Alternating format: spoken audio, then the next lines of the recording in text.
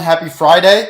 Heading into the weekend, I wanted to have a little conversation about calculated risk because it's something that I pride myself in. I feel like taking risks or having success in life is a combination of not only being lucky, but also putting yourself in good position so that when things do roll your way, you're set up to succeed. So this goes all the way back to my college days where I'm fortunate enough that both my teachers are parents and they gave me this mentality that I could do anything that I put my mind to.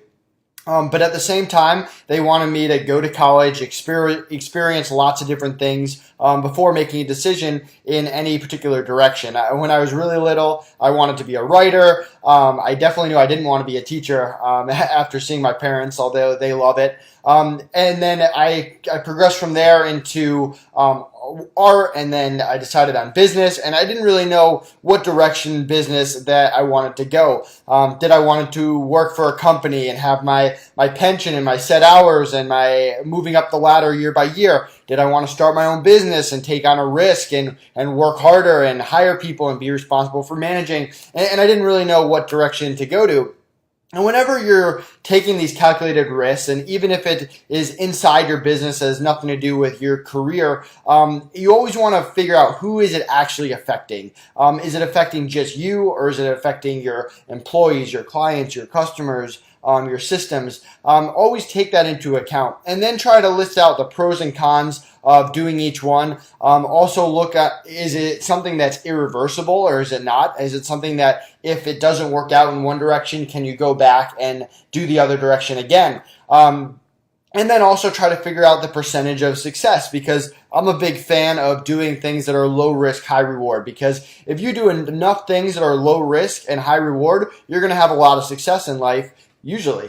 So going back to when I was in college, and I was taking these business classes, and I didn't know whether I wanted to start my own business or go into the corporate world. I got an internship at Firestone. I've mentioned this in the past. And they were great to me. I enjoyed the job. I didn't enjoy retail, but I enjoyed the people that I was working with. The hours weren't that bad. The pay was great for a college student. And I knew there was an offer on the table when I graduated, and there was. And that was something that when I got to the end of my college career, I had built this side business, which ended up being a multi-million-dollar Amazon store that I was running out of my college dorm room. And I was also had this internship. And along the way, as I was growing my Amazon business, I had to decide, do I go the safe bet with the job, or do I pursue this Amazon business? And a lot of things crossed my mind, for who am I affecting, to what are the pros and cons, to can I go back? I mean, that job may have not been there if I hadn't taken it, or if I went back and tried to take it again,